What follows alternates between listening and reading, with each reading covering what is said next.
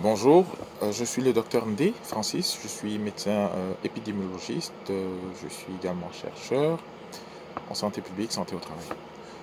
J'ai choisi aujourd'hui de vous parler d'un sujet de santé également, mais ce n'est pas un sujet de santé dans le sens physique, mais plutôt intellectuel. Nous parlons de plus en plus du virus Corona, nouveau virus Corona qui circule, dont il y a des variantes. Nous parlons des symptômes, des méthodes de protection, de prévention et du vaccin. Alors il y a beaucoup d'informations qui circulent dans tous les sens et j'ai envie ici de vous partager un conseil si vous voulez pour savoir comment rechercher la bonne information plus ou moins fiable sur laquelle on peut se baser pour faire une décision ou pour se faire son idée sur ce qui se passe. Vous avez deux types d'informations scientifiques. Les informations scientifiques qui viennent des chercheurs ou des spécialistes et des informations scientifiques issues des publications. Après, vous avez évidemment des informations venant des autorités qui sont officielles. Donc ça, c'est ce qu'il faut écouter de toute façon. Donc il n'y a pas à réfléchir à ce sujet. L'information officielle est celle qui est communiquée par les autorités du pays dans lequel on se trouve. Parce qu'elles sont supposées être issues des connaissances du moment qui elles-mêmes viennent des scientifiques qui conseillent ces autorités.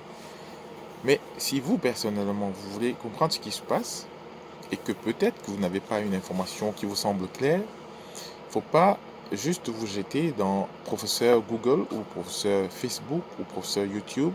Il faut faire remuer les ménages. Il y a quelques astuces pour avoir la bonne information en ce qui concerne cette situation et même d'autres situations de santé. Première chose, allez sur des sites officiels.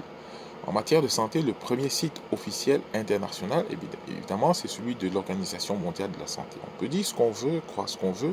J'y ai travaillé et je pense que, au-delà de tout ce qu'on peut s'imaginer, c'est la première source d'information officielle scientifique de santé. Et puis, sur ce site, on peut vous envoyer ou vous référencer vers d'autres sites qui peuvent vous communiquer l'information. Après cette information, ce niveau euh, suprême, on va dire, d'information de santé, vous pouvez également vous tourner vers des personnalités scientifiques, mais alors de qualité, de renom, d'expérience et de qualification. Qu'est-ce que j'entends par cela? Vous avez des personnages qui n'ont malheureusement pas, et c'est pas un reproche, qui n'ont pas d'expérience et qui veulent parler des sujets qu'ils ne comprennent pas. On a vu dans plusieurs pays, pendant cette crise, on a vu des spécialistes infectiologues parler d'épidémiologie, des épidémiologistes parler d'immunologie, des immunologistes parler de, de, d'infections. Donc il y a eu un mélange de spécialités et de compétences qui n'aidaient personne. Encore faut-il que vous sachiez qui est spécialiste en quoi et quelles sont les limites de chaque personne.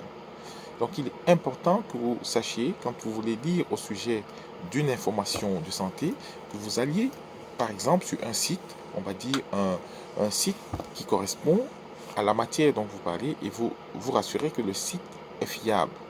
Un site officiel d'un journal scientifique par exemple. Et si vous voulez écouter un expert, il faut écouter un expert, mais essayez de lire au sujet de cet expert, voir quelles sont ses compétences, voir s'il est qualifié pour vous donner l'information dont il parle. Et à partir de cela, vous pouvez vous faire une idée de son point de vue sur le sujet. En matière de coronavirus, le nouveau coronavirus, par exemple, qui circule, au début, on avait beaucoup de situations où il était question et il fallait écouter les épidémiologistes.